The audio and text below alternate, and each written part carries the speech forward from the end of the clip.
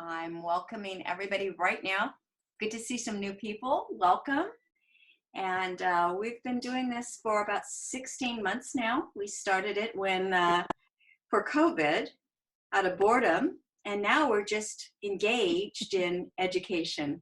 Now, I'm going to admit that I don't always like the art that that I see.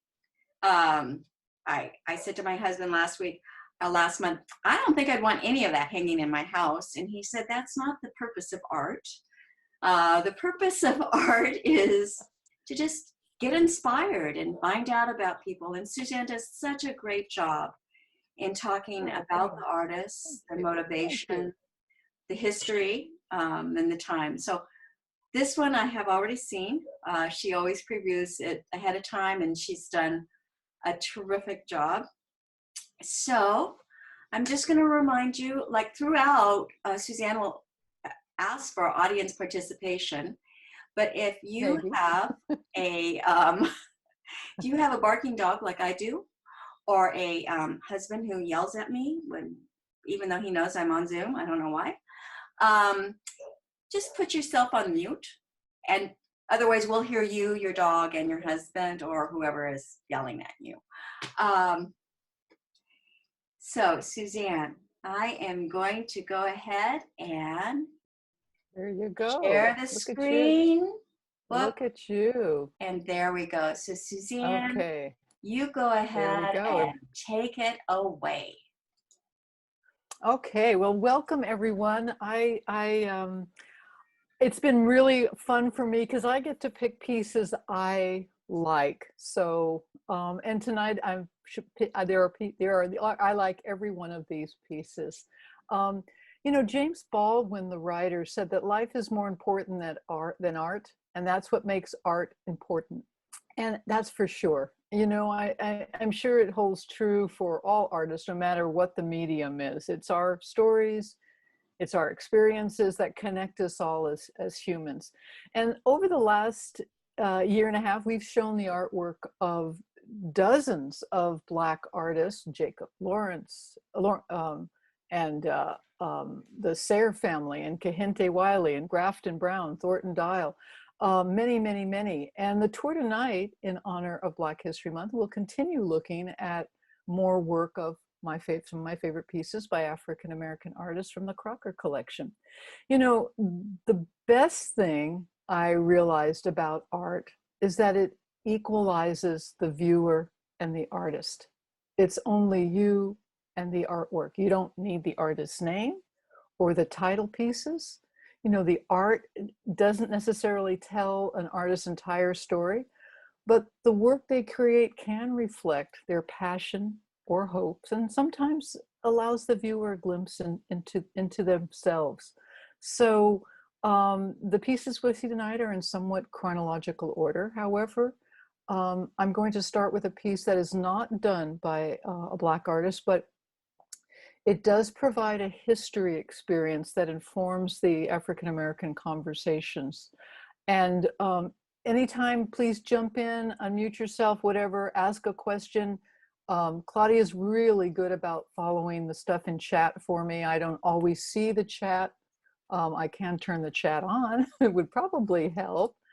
So feel free to just jump in. I know you all probably have thoughts about this. So let's go ahead and go with our first piece, Claudia. All right. This one is called The Slave Auction. And I want to focus a little bit on the artist John Rogers, who did this. He was a self-promoter, and he had developed a genius for imagining and mass-producing scenes and subjects, even controversial ones, as tabletop sculptures for customers to put in their home, display in their homes. He would produce what he called groupings for customers who were interested in art, but they weren't wealthy. These groupings sold for about $10 to $15, which they weren't expensive, but they weren't cheap. And they could add to these groupings every year. So his works kind of became the three-dimensional counterpoint to these wildly popular lithographs of Currier and Ives that we've seen a couple of their works before. And they, like Currier and Ives, who alternated between sentimentality and politically charged subjects, so did John Rogers. Rogers said he insisted that these plaster groups, and they're plaster, they're not bronze, that's what makes them a lot cheaper, they were not intended for rich people's parlors, but more for the common houses in the country. So this small plaster group was produced in 1859. And Rogers did something that was almost never shown in paintings by his contemporary. And that was this somewhat bold and unsoftened view of slavery. And Rogers depicts a slave auction in progress. And he kind of shows that tragedy of a family about to be torn apart. It's based on accounts that Rogers most likely read about of an actual auction that took place in March 1859 in Savannah, Georgia. And I'd like you to look at the front piece on the left. The auctioneer presides over a podium with a sign that describes, and you probably can't see this, but it says, "Great sale of horses, cattle, Negroes, and other farm stock this day at public auction." And that auction of 436 men, women, and children who were sold over 2 days netted about 9.4 million in today's dollars. I want you to kind of take a look at the father figure on the left. He stands very proudly with his arms crossed, and it's never depicted. The enslaved people were never depicted like this in paintings. His wife stands on the other side of the podium, and you can see it's already separated by the podium. She holds a baby, and then her other child, a toddler, hides behind her skirt. What is interesting about this, and Rogers alluded to, that he intentionally portrayed the woman with Caucasian features, to suggest that she was of mixed race. And also it alluded to the sexual abuse of female slaves by their owners. Now I want you to kind of focus a little bit on the auctioneer's hair.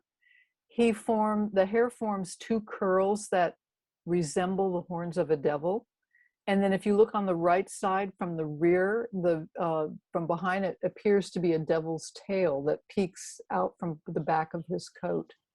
You can see that the auctioneer's lower legs emerge out of the column or the podium, rather as if it were, Rogers called it a serpentine demonic presence, and it's slithering out of wood.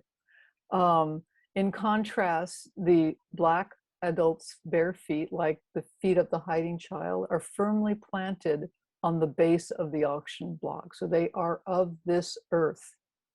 The interesting thing about this is Rogers offered the slave auction in New York 2 weeks after the execution of the abolitionist John Brown. The other interesting thing is he found little success in selling this piece because many of the stores refused to stock it.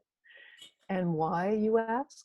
Well, Rogers misjudged his audience. He didn't count on New York's strong commercial ties to the South, which divided the city's sympathies.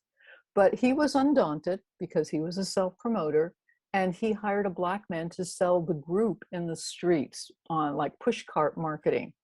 It did ultimately attract the attention of another well-known abolitionist, Lewis Tappan, who did bring in some sales in the anti-slavery circles, but it didn't generate the profits that Rogers had anticipated. Frankly, people may have been sympathetic, but they didn't want such a shocking piece in their homes. So one of the tie-ins that was interesting, though, is the Crocker. This is in the Crocker Museum, and my understanding was it was in the Crocker home. But before coming west, the Judge and Mrs. Crocker were already staunch abolitionists. And in 1849, uh, Judge Crocker became the lead attorney in a case that involved an enslaved family who had managed to escape. Crocker defended the Powells, this was the name of the family, from their former enslaver, and he secured their release. In turn, though, the former owner or enslaver sued Crocker for loss of property, and Crocker lost. So he had to pay the price for that family. So when Claudia and I were talking about this, when I showed her this, she asked a very good question. She says, well, how do we know that it's anti-slavery? What, maybe people were pro-slavery and they had this in their homes. And it's actually a very good question. And I'd said that you have to look at the times in the day. And in 1859, this piece was clearly meant to provoke. And where it was manufactured and sold in New York, it was at a time when the Northern abolitionists and the Southern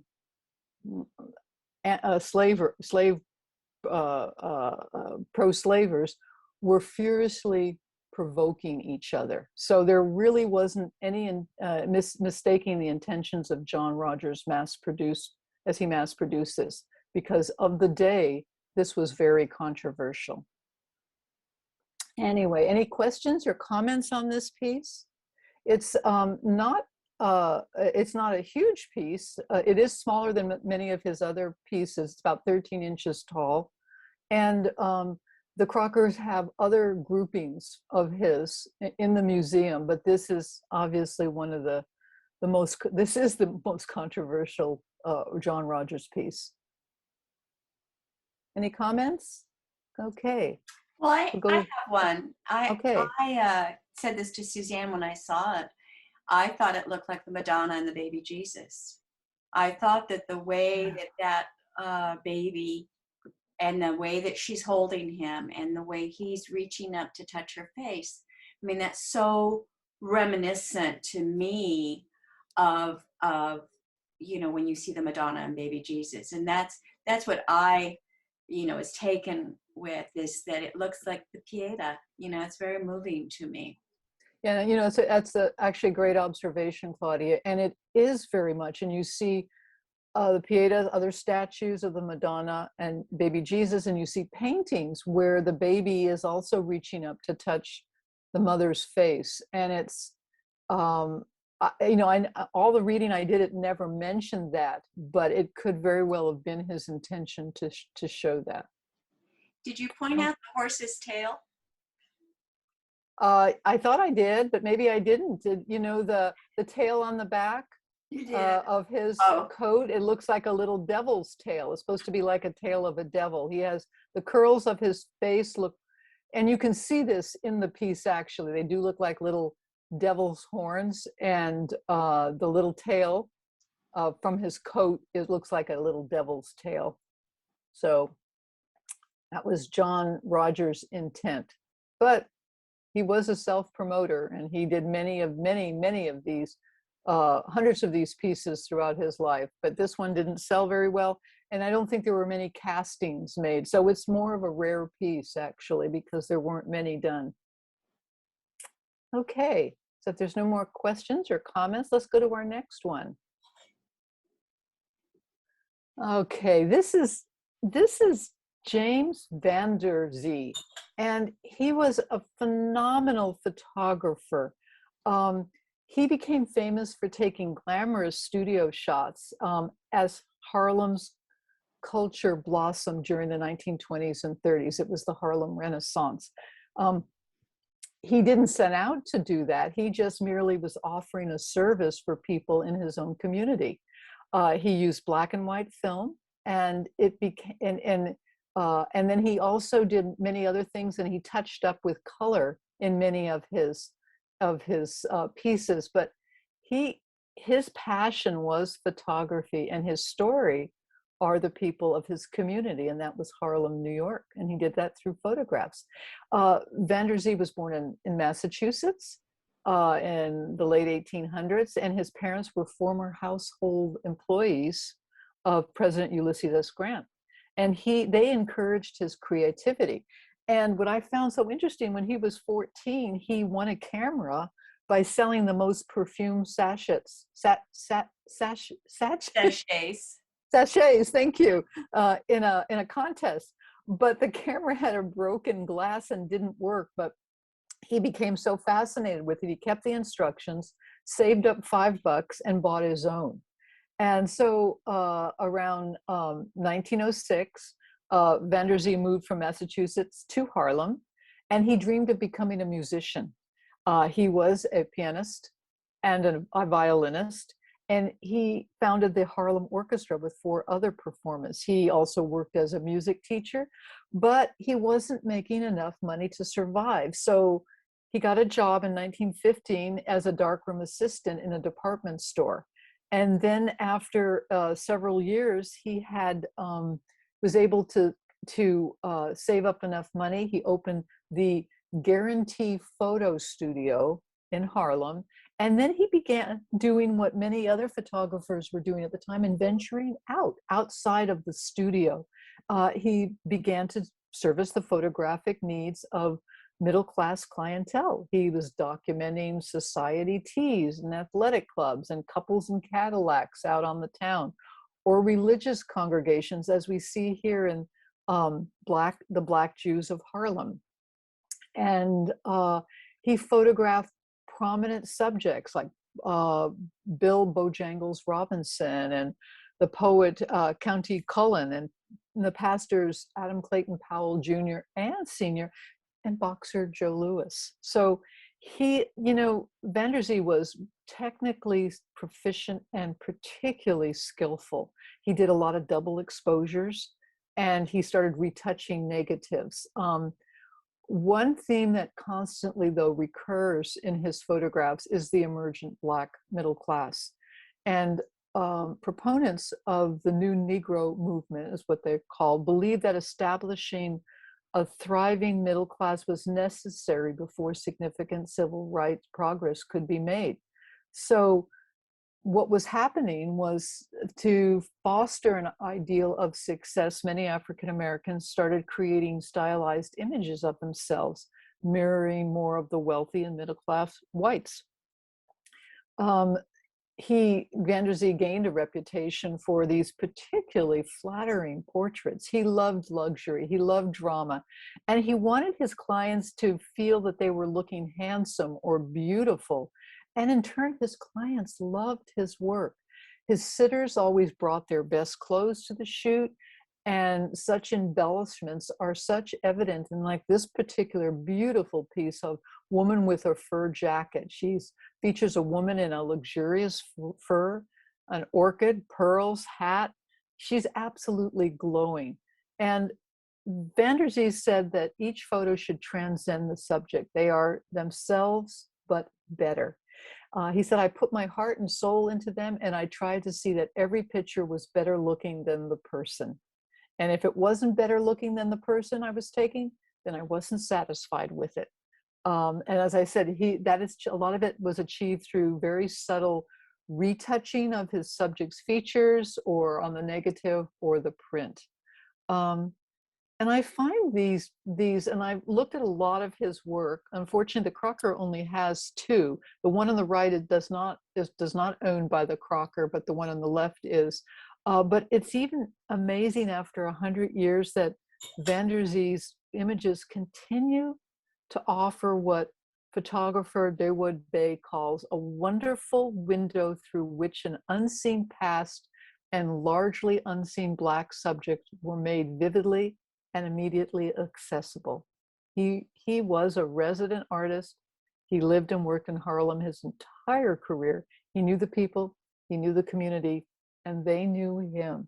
And it's just beautiful, beautiful work. So you ever get the chance to look him up online, some of the pieces he has are stunning, absolutely stunning. And there is one of a young couple with a Cadillac, and it makes me smile. It's just great. So any comments or thoughts on this particular piece?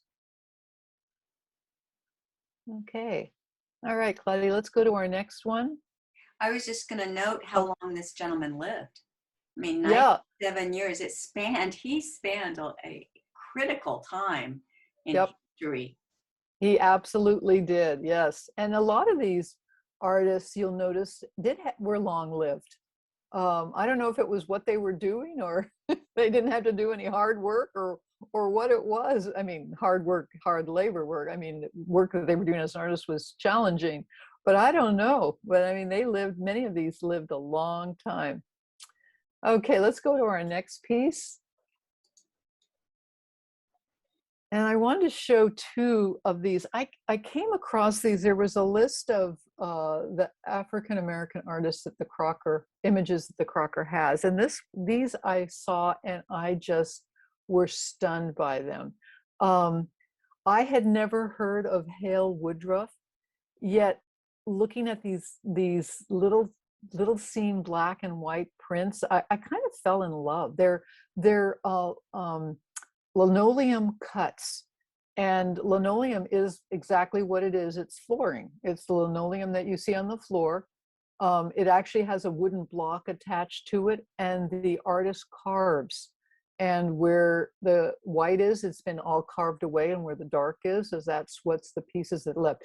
It's deceptively challenging. It looks simple, but it is not, especially to get the kind of movement and life that this artist was able to do. I found that, Hale Woodruff was a significant American artist, and he was very influential educator of the mid 20th century. He did murals and paintings and prints. He explored Black history and experience from slavery through his own time. And he was a professor at Atlanta University and New York University, and he impacted the work of his fellow African-American artists as they were coming up through the ranks. He grew up in Nashville, Tennessee. He went to study art at Harvard and at the School of Art Institute in Chicago. And he spent 4 years in Paris. And so he started doing these very modernist styles such as Cubism. But in 1931, he moved to Atlanta, and then he began to turn his attention to the African-American history and life. And he really understood that art is an agent for social change. And he was very inspired by the politically charged work of the Mexican muralist Diego Rivera. And Woodruff spent a summer in the late 30s working with and alongside of Diego Rivera in Mexico. And when he returned to the United States, he started creating some of these brilliant, bold colored murals portraying the 1849 mutiny of the African slaves aboard the slave ship Armistead, and then about their subsequent trial and the acquittal. But I want to talk a little, just briefly, about these two. The one on the left is called Sunday Promenade, and it's as I said, a linoleum print, and it is one in a powerful series that provides these everyday experiences of African Americans in Atlanta during the Great Depression. What he does in this one is he just conveys this liveliness and beauty in the procession of women dressed in their Sunday best. It is absolutely gorgeous. And the coming home scene is of a working class woman that returns to a ramshackle house after a long day's work. And he simply and clearly created the poverty and a lot of the bigotry that was faced by many African American Southerners. And he did that with these crisp and clear, detailed prints. And you can see that the structures are dilapidated. They are falling down. And it's done in such a simple but dramatic way. So this one is, was Hale Woodruff, and there's a lot of these. The Crocker owns quite a few of these because as a litho, a linoleum cut, a lino cut, you can make many prints from them. So these were bought and sold very all over. So there's quite a few of them. All right. Any comments or thoughts? No. Everybody's quiet tonight. The line work is masterful. Mm. You are right, Lynn. And it's deceptively simple. It looks like, oh, that's so simple to do. And you know, if he had used paint, it would not have been as dramatic. What he did was absolutely stunning, I think. I love the juxtaposition in the Promenade. Yeah. The lower right-hand corner, the dog on the lead being held by the woman. The Yes. left, the right. Yes. And how the positive and negative space interacts. It's mind-blowing to me. Isn't it wonderful? It's almost like a Picasso where there's just a few lines that that distinguish that dog. You know, it just very simple, but not. And trying to comprehend somebody looking at this flat block of linoleum and saying, okay, which part am I going to carve out and which part am I going to leave? And having to actually think backwards. Yeah, exactly. A lot of times you draw on the linoleum. So you sketch out your work, but then the finesse comes on how you start cutting these pieces out with a knife. And usually it's a V-shaped knife that's used, and then various tools like that. Yeah, you glue the piece back in once you've cut it out. Oops. I guess you could. Suzanne, this is Pam, and when I just first glanced at this, I thought of Jacob Lawrence. I know, me too. Yeah. For those of you who aren't familiar with Jacob Lawrence, another African-American artist of this same time period, a little later, I think, but he did beautiful lithographs, and they were all colored, but very color intensive work, and deceptively simple in their design. I mean, he didn't have a lot of details, but how he put it together, they were just so full of life, and very, very similar. You're absolutely right, Pam. It does remind me of that artist. Okay, let's go to our next one if we're done here. Well, you see, we're starting to move into the abstract period and abstract impressionist period. And this is Hayward Ellis King. He was a leading printmaker, a painter, and he was very much involved with the flourishing art community in San Francisco. And he studied with many of our other artists that we have talked about, of the San Francisco Bay Area artists, such as David Parks and Richard Diepenkorn and Elmer Bischoff, which the Crocker has pieces from them. Although he was born in Little Rock, Arkansas, he was reared in Pasadena. And in 1949, he moved from Pasadena to San Francisco to attend the California School of Fine Arts, which is the San Francisco Art Institute, now it's called. He and several friends said that they found the commercially oriented Southern California schools too rigid. And he heard that San Francisco was the only place to go on the West Coast if you wanted to do art. So that's where he went. He was drafted into the Army. He served in the Korean War. And then he returned to San Francisco and the Art Institute to finish his degree. And also during that time, he received a Fulbright scholarship and studied at the Sorbonne in Paris. He returned to the Bay Area, and he became really a significant voice in the arts community. And this is where I found him almost as interesting as his art. He co-founded with 5 artists and poets the legendary Six Gallery. Now, it rang a bell when I was reading about it, and that was on Fillmore Street in San Francisco. And the more I read, the more I remembered that that was a multimedia beat generation hub, that gallery. And many artists, including Joan Brown, who we've seen work of, and Manuel Nuri, who we've also seen his work, and the Crocker has pieces from them both, had their first show. But what triggered this was in October of 1955, they had a public reading, poetry reading, that took place with 6 up to this point unknown poets, of the Beat Generation poets. And it was Allen Ginsberg who presented his poem Howl for the first time at the 6th Gallery. And so that was kind of an interesting tie-in to that. And the more I read, the address at Fillmore is no longer there, but there is a plaque that talks about this reading of the Beat Generation and Allen Ginsberg, where he read his poem Howl. And King was part of that whole genre and very much encouraging the artists of the time.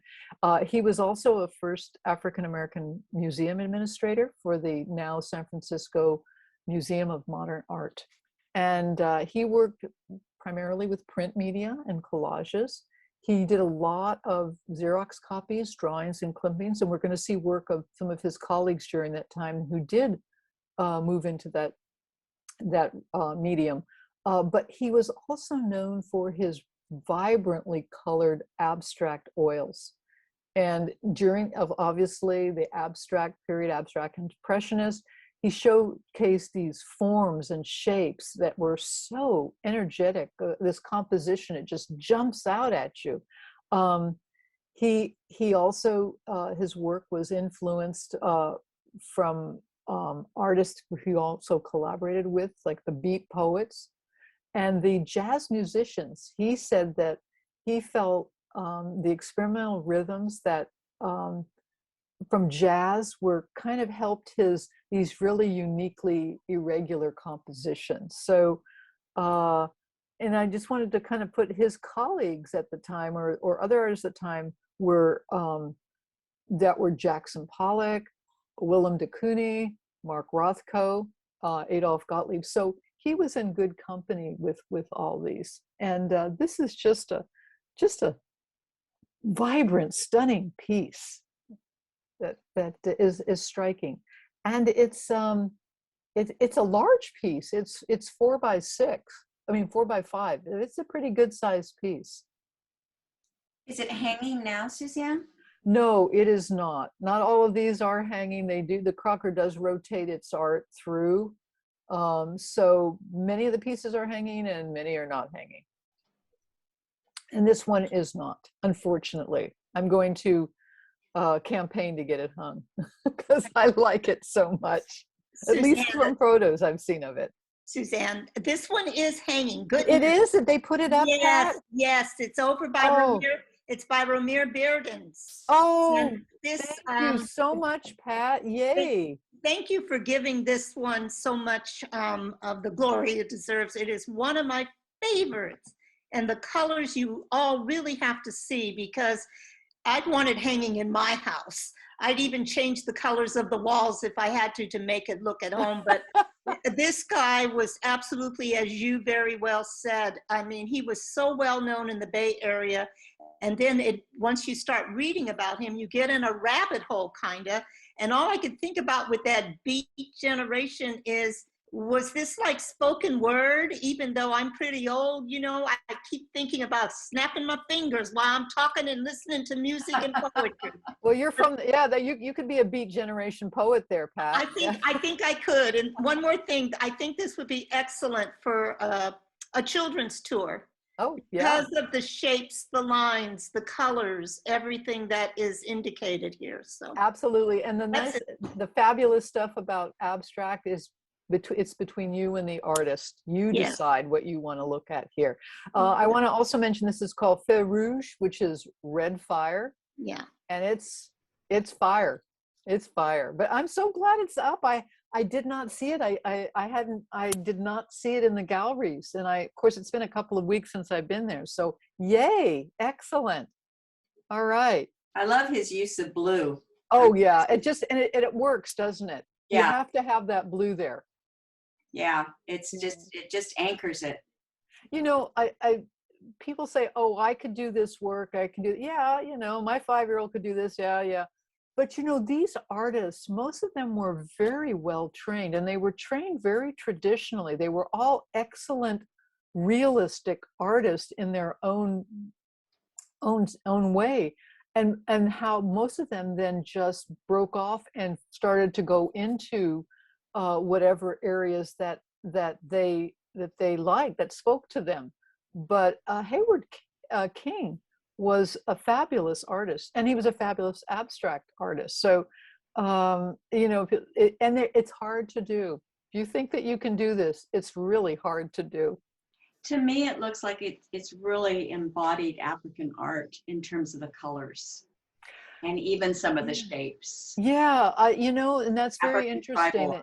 It's interesting that it does look very tribal, but if you do look at tribal art, that it is very abstract. And I think a lot of the abstract artists, Picasso and many of the others, did take some of their designs from much of the tribal art, the designs on skins or masks shapes or shields, a lot of that, or the cloth, and they were influenced a lot by the African tribal art. So this could be that it could be the shapes. I have not found anything, and Pat, you may have already, when you've done some research, or Pam, on this one, I haven't found much what he talked about this particular one. There's a lot of other pieces he talks about, but not this one. It's difficult to find it on this one, but we're lucky to have it. Yes, we are. Okay, let's go look at Alma's. Now, here's another piece of abstract during the same time period. And this is by Alma Woodsy Thomas. However, it's done in watercolors. And the other one was oil. This is a watercolor. And Thomas, interestingly, worked mostly in oil, but I found her watercolors very much like oil paintings done in watercolors. They're layered and layered with a lot of depth. And of course, vibrant, rich, saturated colors from which she was known. And she was born in Georgia, but she showed artistic tendencies as a child. And when she started using these local clays to make homemade puppets and sculptures, and her parents provided her with cultural enrichment in their home. But by 1907, they were very concerned about the prevalence of racism and the poor education system for African Americans, and they relocated to Washington, D.C. And then they settled in the house that Alma would live in for the rest of her life, 71 years. So she finished high school in Washington, D.C. She taught for several years, then she enrolled at Howard College to study costume design. She graduated in 1924 with a Bachelor of Science degree in Fine Arts, which she was the first Howard University student and probably the first African American anywhere to hold that degree. Her early works were quite figurative, meaning they had figures in them. However, by the 1950s, her style started to evolve to more cubism and then to abstract impressionism. And it was mostly done in browns and blues. But by the late 1960s and 70s, her work started to be filled with these vibrant, bright colors. And here's where Alma gets very interesting for me. Although she worked on her art for her entire life and painted, she did not become a full-time professional artist until she retired at 69. And then she had her first solo exhibition later that year. She didn't really exhibit her work regular until she was 60, but when she turned professional when she retired, which I find fascinating that's where she started to devote her time. The 1960s and 70s were also a time when younger African-American artists were producing works of racial protest. And even though in 1972, she became the first Black woman to have a solo exhibition at New York's Whitney Museum of American Art, she was discriminated against as a Black female artist. And her abstract style was critiqued because they said they questioned her Blackness. but Thomas fired back and said, you know, the use of color in my paintings is of paramount importance to me. Through color, I have sought to concentrate on beauty and happiness in my painting rather than on man's inhumanity to man. I don't know if that shut him up, but she continued with the style of art that she loved. She, like, you know, many of her female artists, she never married. It appears that she never married. I wasn't able to find anything. She wrote, once upon a time, it was said, don't die having a miss, M-I-S-S, on your tombstone. I feel very proud of having maintained my miss. I say that miss stands for all the jackasses I missed in life. So she obviously didn't get married. She led a very active social life. She had many, many artist friends, and she reportedly rarely missed a museum or gallery opening in Washington. So, Pat, do you know if this work is up or not?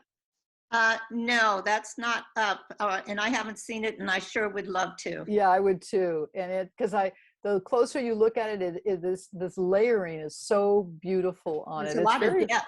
Yes, it has a lot of depth to it.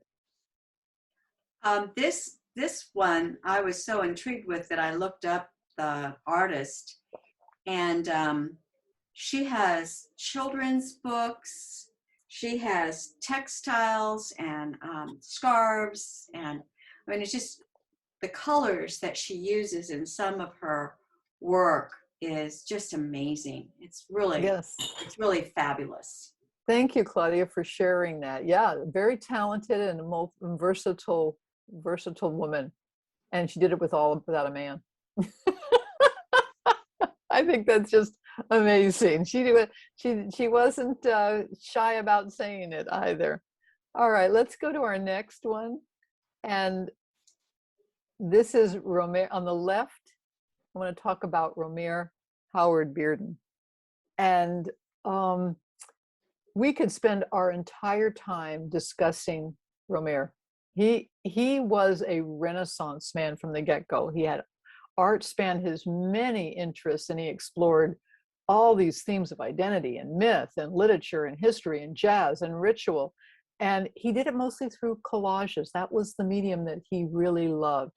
Romare was the son of New York intellectuals, and they were also closely associated with the Harlem Renaissance. And he earned his degree in mathematics from the New York University before he enrolled in the Art Students League of New York in 1936. But in Harlem, he became very acquainted with many figures of the Harlem Renaissance because his mother was politically and socially active. And she was also the New York editor for the Chicago Defender. So sooner or later, every African of importance passed through their home. You know, the W.E.B. Du Bois, the actor and activist Paul Robeson, the poet Countee Cullen, many, many artists and jazz musicians, Fats Waller and Duke Ellington. And I was telling Claudia earlier, it was probably like the Gertrude Stein of Harlem. Everybody was there. Everybody came through. So he was exposed to all different kinds of art.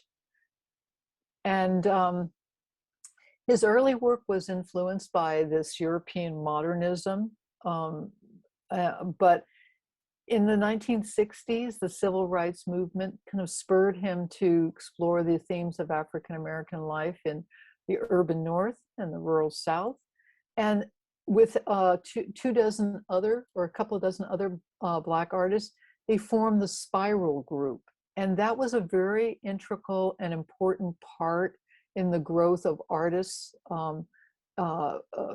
becoming recognized, because that group helped them overcome a lot of the difficulties to achieve recognition. And so it was at that point that Bearden started making collages, and he was pasting pictures from magazines onto typing paper, and then he started filling them with drawings and watercolor. And then he would take these small works and he would photograph them and blow them up to these wall-sized works of art. And again, like we've heard before, he said this type of music this type of artwork played on his love of jazz music, the rhythm and the spontaneity and the freedom of jazz. That's what he felt with his collages. So this composition and color is kind of rooted in his use of photography. And he really liked playing with photographs and then actual painting. So he would adjust his colors to the grays of a photograph. And then he would just keep using those for adding it for texture. So in this work, Bearden portrays a mother and child, which is an iconic arrangement in Western art. And they have very stylized faces. But according to Bearden, he said that the mother and child represent every mother and child in history. But I want you to notice the face of the two figures in this. He deliberately gives them these feelings or illusions of vestiges of African masks in the form of a photo reproduction. It's printed on paper and then glued. So you'll see in this one that there's the arm of the mom is a photograph, the skirt is a photograph, the leg is a photograph, and then he starts adding color and other paper in between to color it. And it just continues to fill this entire piece with this interesting combination of work. And it's a lovely piece, also quite large. It's about little over 2 feet by 3 feet, and it's quite large. And it's one that's grown on me. At first, when I saw it, I wasn't taken with it, but the more I looked at it, the more I became enthralled with it. And I want to talk about the one next to it, which is also mother and daughter. And this is done by an artist, Marie Johnson Calloway. And she depicts the same mother-child group, but was more defined in her features and the clothing of the subject. And it was very much on point for the time period. I find hers really kind of an honest portrayal. It doesn't have any extremities or extras or other accoutrements. And it achieves what Calloway intended. And she said that as a Black woman artist, I wish to look beneath the misconceptions with which history has covered my people and me. So the figures in this one engage the space. They take up the entire space, and it's a very proud pose. It's very textures.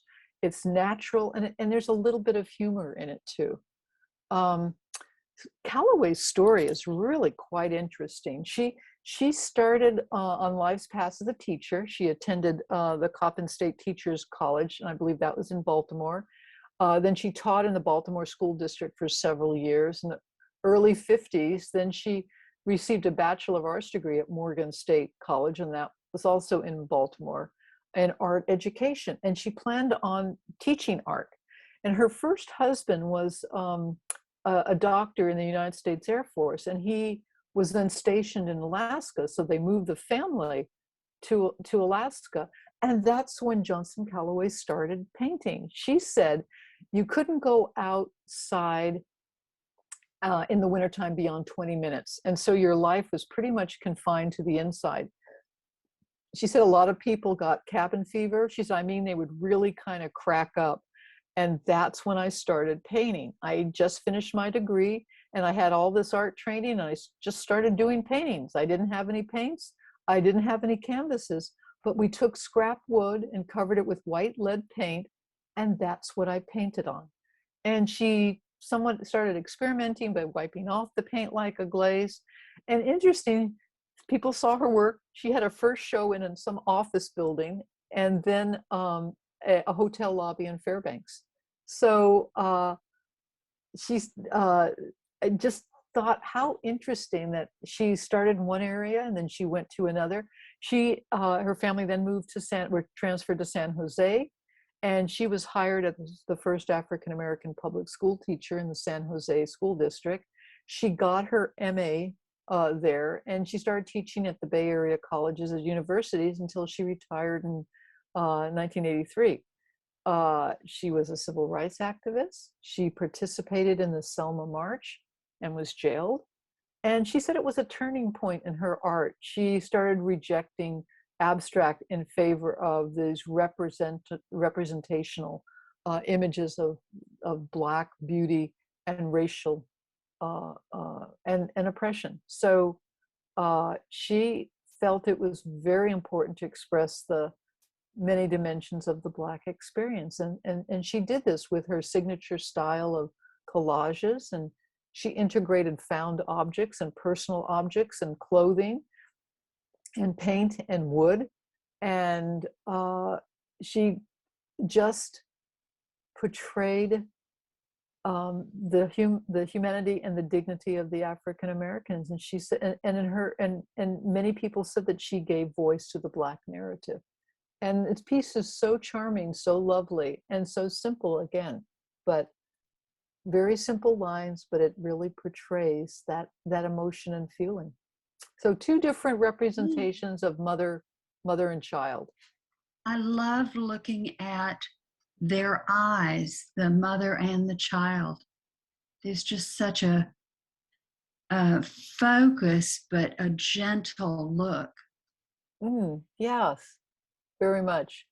And also that very proud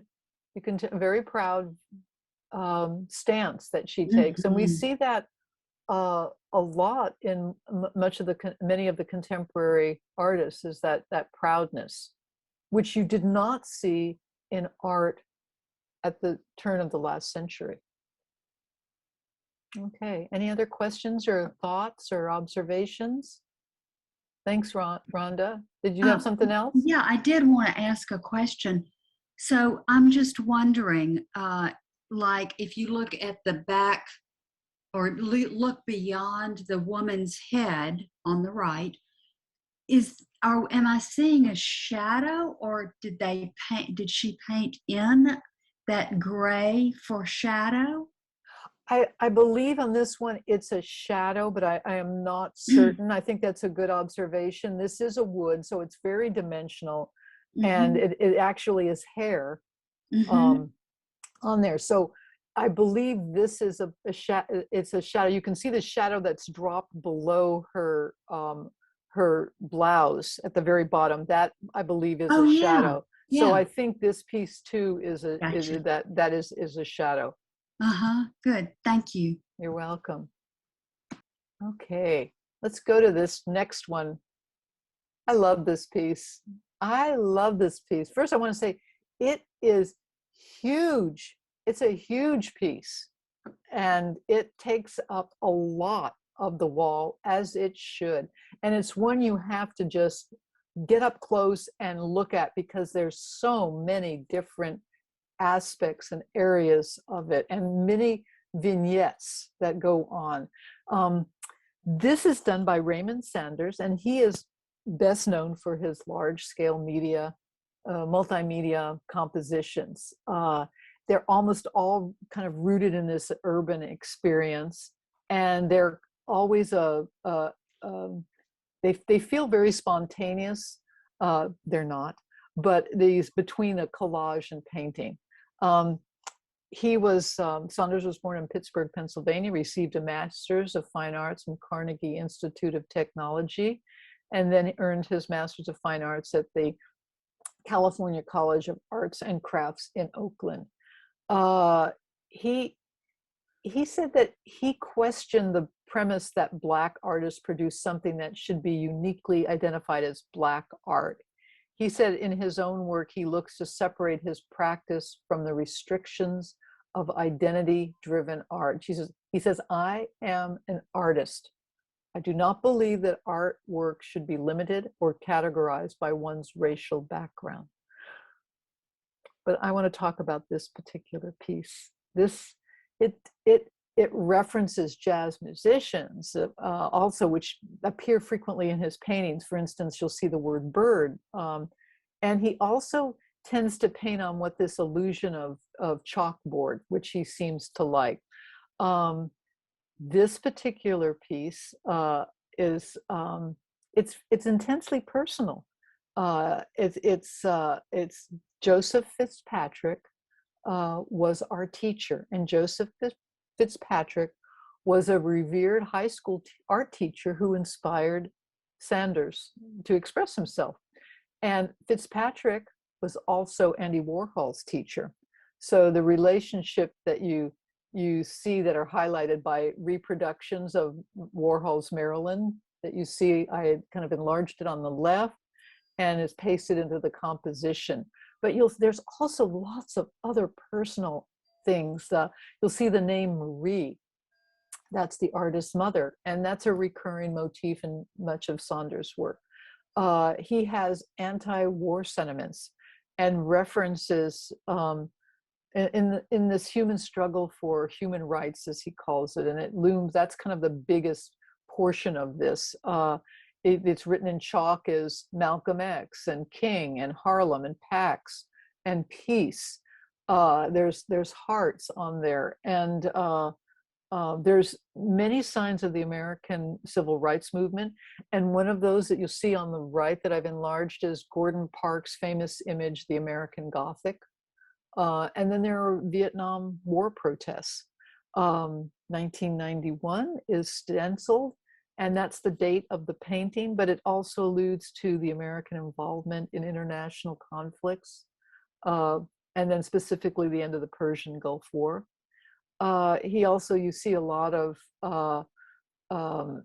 Chinese-American relations. There's clippings of Tiananmen Square, Mao's portrait, the Republic of China emblem, and other newsworthy references. It is a piece that takes you to the 60s and 70s and 80s and 90s. And it is an amazing, amazing piece.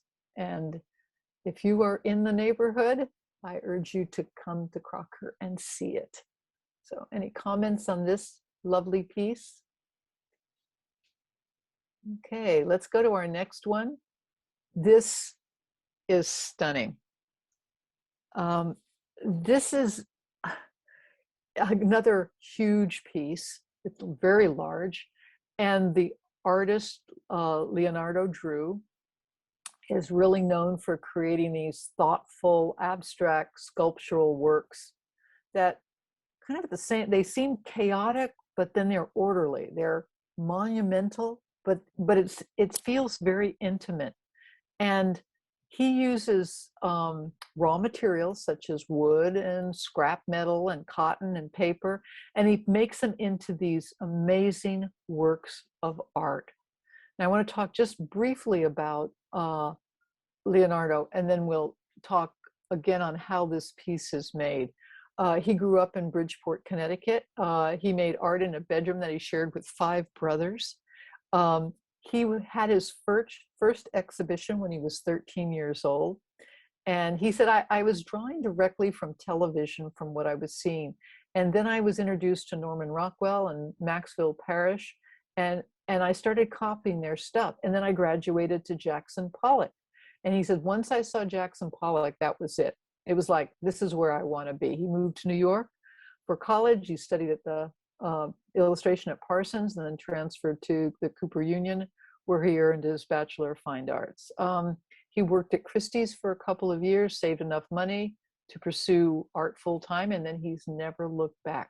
Now, this piece is made from cast paper.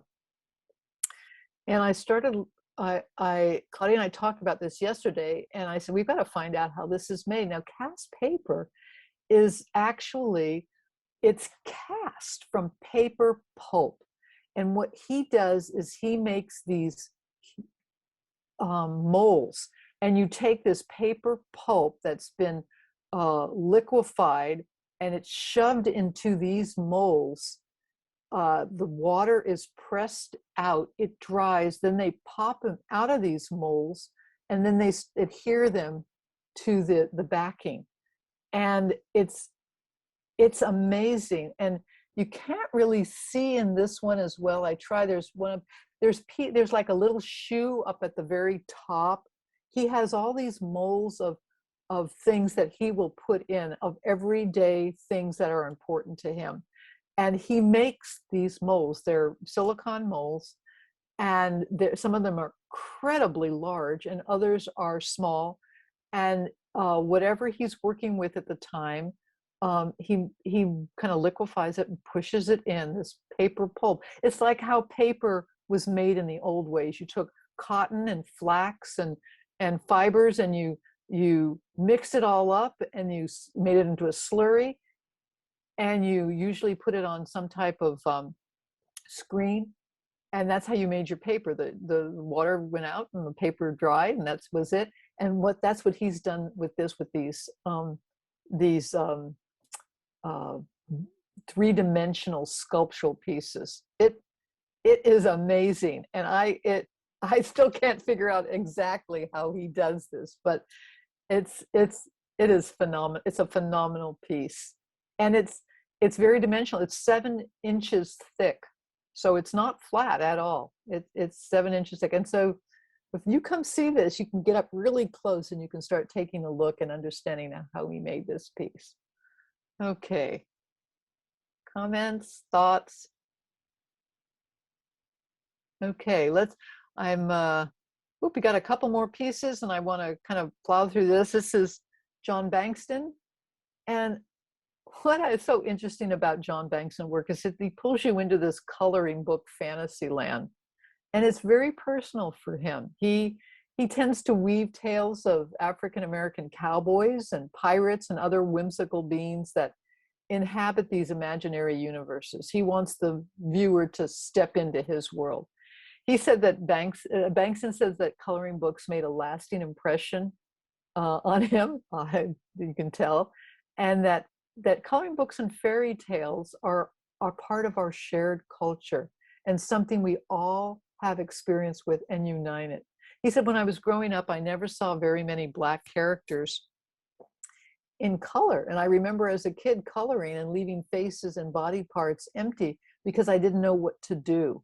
So he says that it's something we all have in common, and it's our first experience as, I love this, as visual creators. And I never thought about a coloring book as allowing us to be a visual creator, but it really is.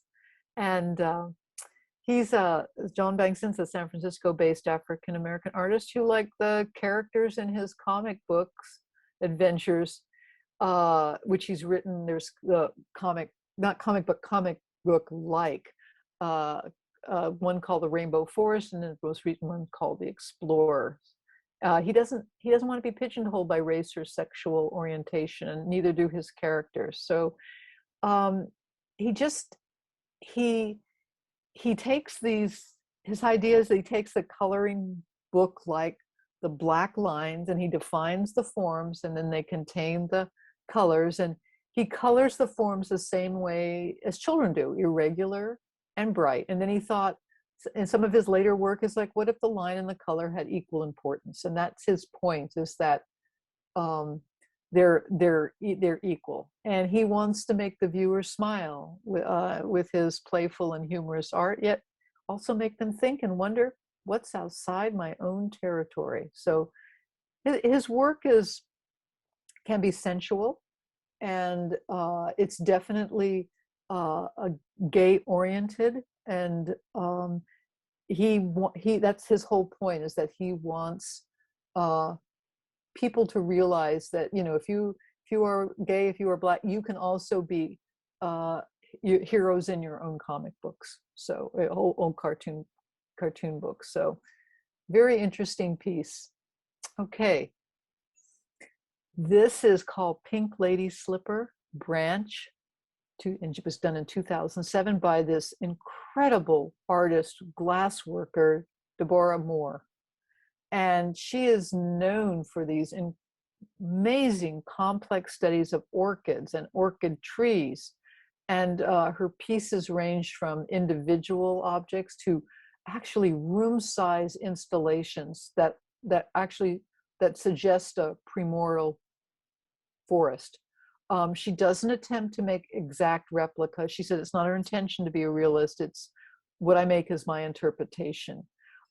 She was born in St. Louis, Missouri, but she has spent most of her career in Seattle, and she's was an integral figure in the legendary glass community of the Pacific Northwest. So which is home to the Pilchuck School of Glass. Most of you know that because of Dale Chihuly's work. And she studied there, and she worked as a member of the founder Dale Chihuly's glass blowing team. She was the first female and the first African-American resident at the Abate Zanetti at Murano, the island of Murano, which is an Italian island that has become a glass powerhouse that started in the 13th century, and they still make glass today. And she kind of got onto this whole thing about the flora and fauna, and she researched the moss and lichen in Antarctica, and hiked orchid lush forests in India and Thailand and Japan and South America and rainforests in the Pacific Northwest.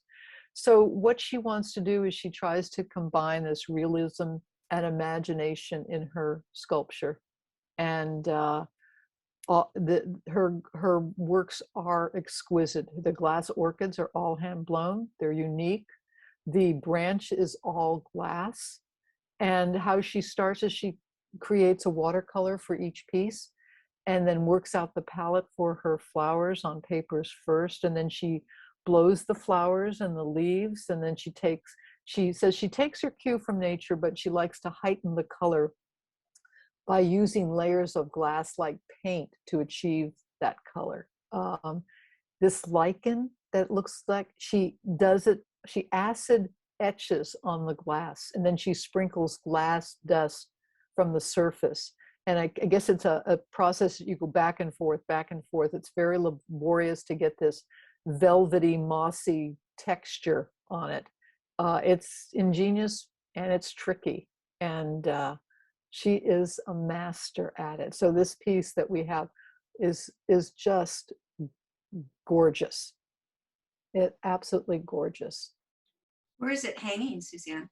Well, this piece is hanging actually in one of the stairwells. The last I saw, I don't know if they've moved it recently, but the last I saw it was in one of the stairwells, and I came across it, and it was, it stopped me in my tracks. I was like, wow, all these little nooks and crannies that the place has. You never know what you're going to find when you turn a corner. What size is it? How large is that? Oh, that's a good question. I believe it's about, and I didn't put it on there, I think it's about 2 feet, 2.5 feet long. And you know, whatever the width is, maybe 14, 15 inches. So, because it's a very dimensional piece, but I think the width is about 2.5 feet. Now, does the Crocker own both of these pieces? Well, it's actually, they only own the piece on the left. The one on the right, it was a close-up of this another piece that she has done to give you a better color perspective of what the piece on the left should look like. The lighting sometimes isn't very good of the photos that are taken, but this one was done by, on the right, was done by a professional. So you really get that almost neon color of the lichen. And the beautiful lady slippers, orchids. And the pea pods. It's amazing. And the those, pot. yeah, yeah. I mean, just beautiful, beautiful. Okay, so here's our last piece tonight. And let me ask you, if you didn't know this was a painting, what would you think it is? What kind of material or medium do you think it would be? Anybody have an idea? Quilt. Quilt. Yeah, I was going to say quilt as Yep. well. Yep. And you would be kind of right in that Adia Millet was influenced by the long history of quilting. And she draws on this patchwork style to create this abstract geometric landscape. And it's called Shelter. If I hadn't read about it, I never would have known what that thing is sitting there. It's a tent by the sea. And according to the artist, she likes to explore this intersection between landscape and abstraction and quilting. And she says this tent-like shape speaks to the contradiction between the luxury of owning a tent for occasional camping versus a tent as a permanent shelter. So it is a beautiful piece. That kind of a goldy stuff in there, that's glitter. So she uses different mediums. She has acrylic paint, she has glitter, it's on wood. It is also quite a large piece. It's about 4 by 3 feet. Millet was originally from LA. She earned her fine arts degree from the University of California at Berkeley and her master's from the California Institute of Art. And she again uses these very fragment and reassembled materials to create quilts and dioramas and paintings. And they also have very distinct patterns. So her work combines, the African-American tribal symbols or shapes, the African-American experience and history, and her more personal conceptions of identity and memory. So this is actually a new acquisition that the Crocker has. And it's very, very, very bright. It's a very bright piece. But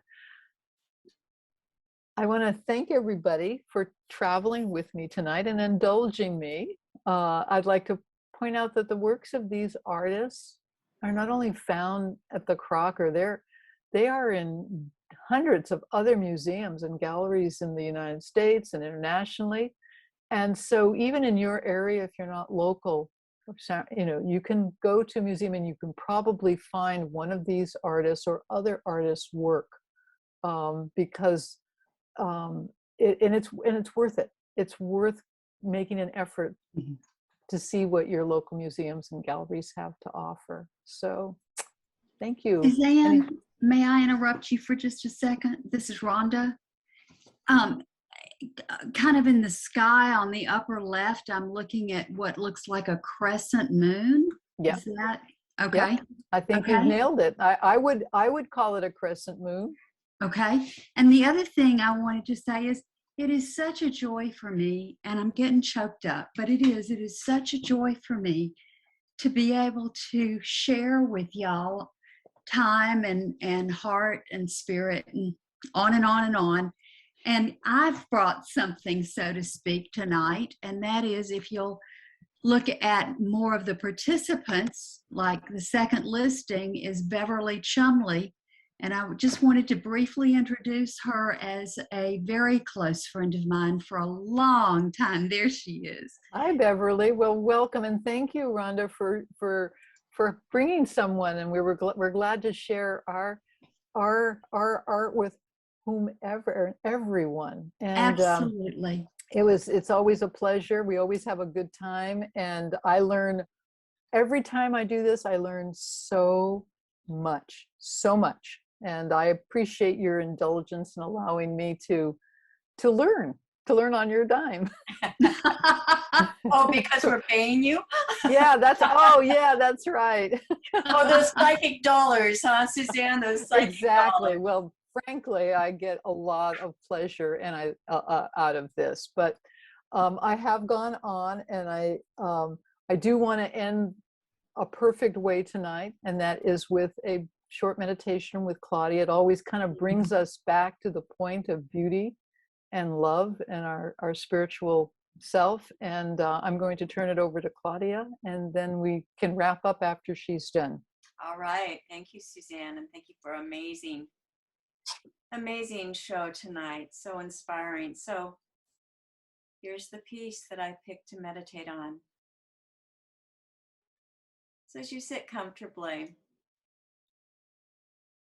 when we move into our meditation, we'll focus on this dynamic piece by Adia Millet, Shelter. Maybe consciously relax your whole body. In your mind's eye, can you just scan your body?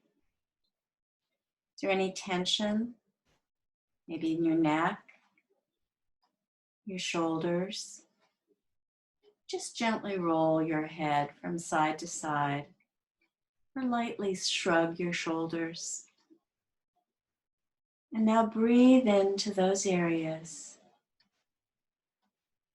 And in your mind, just tell it, those parts of your body, relax, relax. Now I invite you to go to your solar plexus and just check your core. And tell it relax. Consciously relax your arms, your hands. Relax. We'll only be here for a short time. You know, I often say when meditating, some say it's best to lightly close your eyes to shut out any visual distractions, bringing your awareness inward. However, another approach is to soften your gaze as you look out onto the horizon, breathing. Relax your body even further. Maybe breathing in to a count of 4 or 5 and exhaling to a long breath.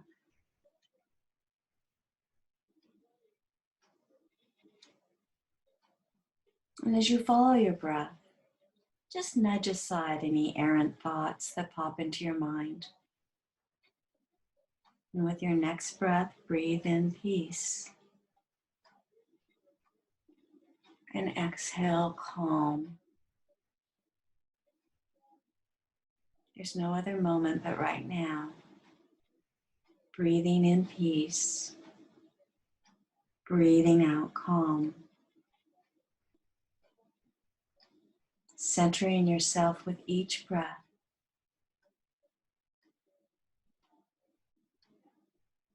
Breathing in and out.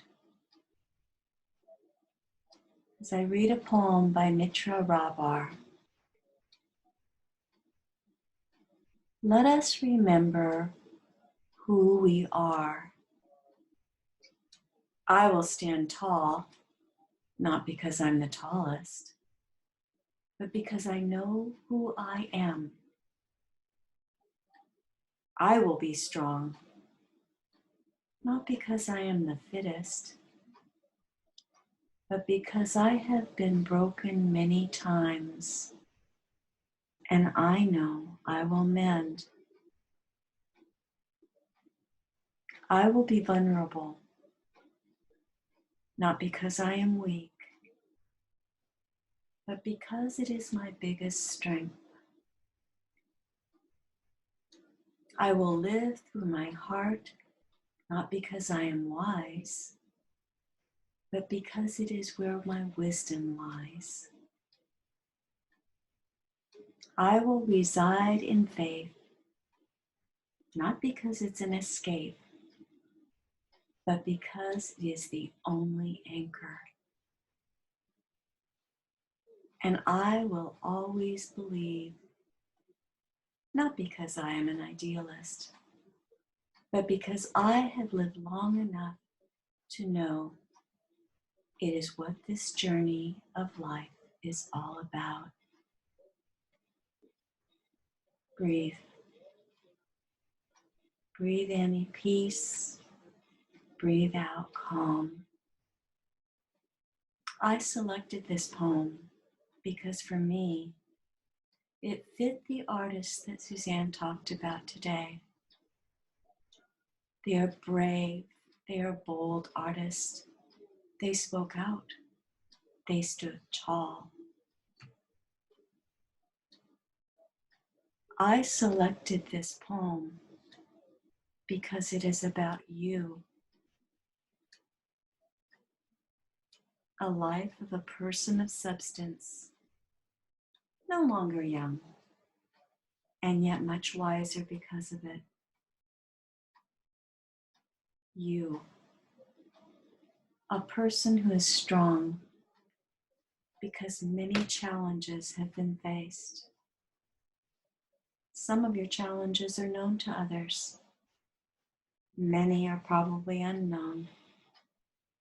However, you know that you have faced darkness and walked boldly into the light. So let me speak these words again for you. And let these words remind you of who you are, who you really are. I will stand tall, not because I'm the tallest, but because I know who I am. I will be strong, not because I am the fittest, but because I have been broken many times, and I know I will mend. I will be vulnerable, not because I am weak, but because it is my biggest strength. I will live through my heart, not because I am not wise, but because it is where my wisdom lies. I will reside in faith, not because it is an escape, but because it is the only anchor. And I will always believe, not because I am an idealist, but because I have lived long enough to know it is what this journey of life is about.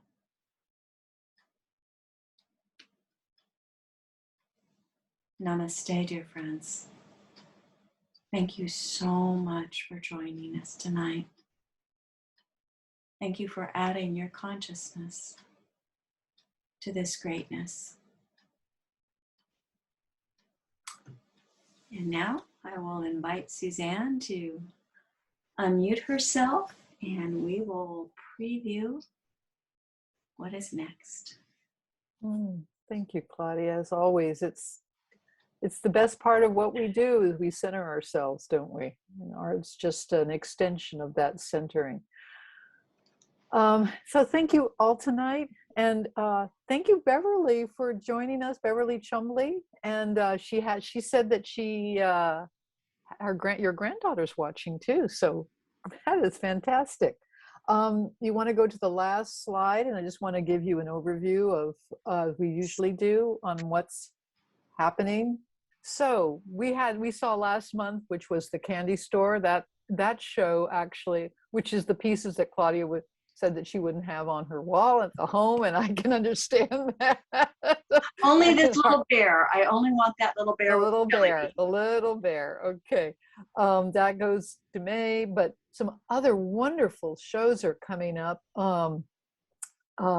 This month, the Sacramento is hosting the National Council for Ceramic Education. They have an annual meeting, and it's going to be in the community center or the convention center in Sacramento, but galleries all over Sacramento region and the Crocker are going to be hosting different shows. So they're all ceramics, and just it's mind-boggling the amount of work that's going to be available and to be able to be seen.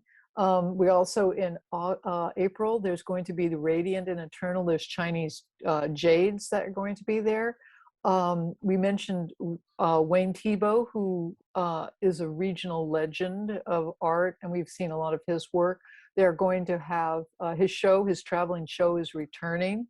The Crocker does own quite a bit of Tebow, and they're going to may open up the celebration of his life. He died last year at almost 101.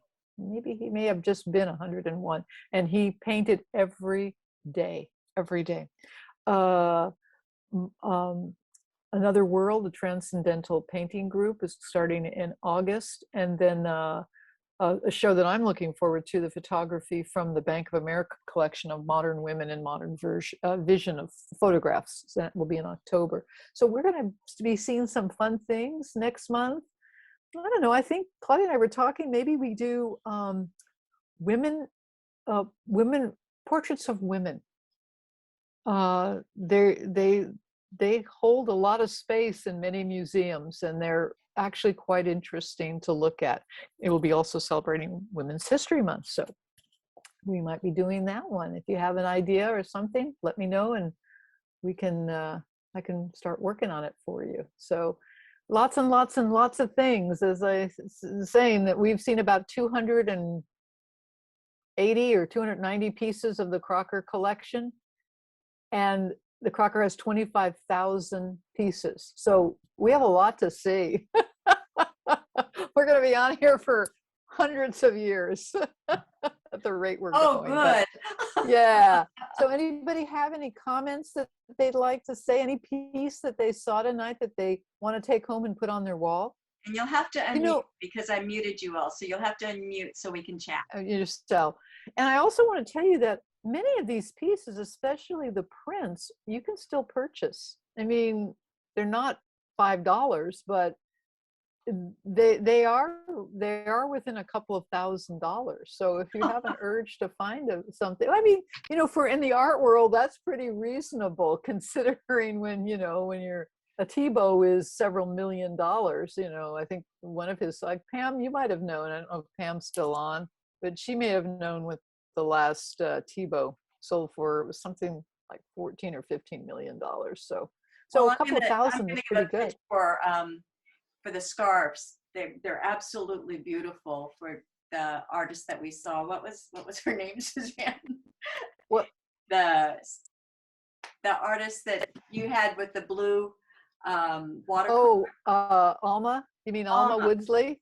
Alma, her paintings that, I was looking them up. She has scarves and she has shower curtains. I could afford a shower curtain. All right, let's go for it. It won't be signed, but what the heck? So any particular piece, anyone, Rhonda or Beverly or Gail, did you have a particular piece that spoke to you? I was quiet because I was learning so much, Suzanne. You are such a wealth of information. I really appreciate you. Thank you. It's my time to listen and learn. Thank you. Okay, well, was there a piece that spoke to you that you really enjoyed? I like the one Claudia was talking about, the blue colors. Oh, Alma Woodsy. Yeah. That's one of those pieces that unfortunately we see it online, we see it on our computer. It doesn't really show the depth and the richness of the colors. We try our best to get as close as we can, but there's nothing like seeing a piece of artwork up close and personal. So if you get a chance to go look at her work, she's really phenomenal. And a lot of her work is different. The stuff that she did then that we have, the stuff that she did later is so different. It's vibrant. It's these little squares of color, and it's just unbelievable. Also, that blue glass, that was fascinating. The glass. Yeah. Oh, yeah. Gosh. Yeah. Absolutely gorgeous. It was My granddaughter loves the last one we saw with the tent and the ocean and the sky. Really? And what did your granddaughter like about it? I liked how the sky really like standed out and how it like really kind of looks like a volcano. Oh, interesting. Yeah, exactly. Exactly. That's what I thought it was when I first saw it too. It was a volcano. Okay. But you're right, that graduated color of the sky is quite lovely, isn't it? Yeah. Are you an artist? Kind of. I like to paint like every now and then. I love drawing. Oh, okay then. There you go. Don't stop. Keep going. We encourage you. Keep going, because who knows? Your grandma might get an original from you and maybe worth millions later on.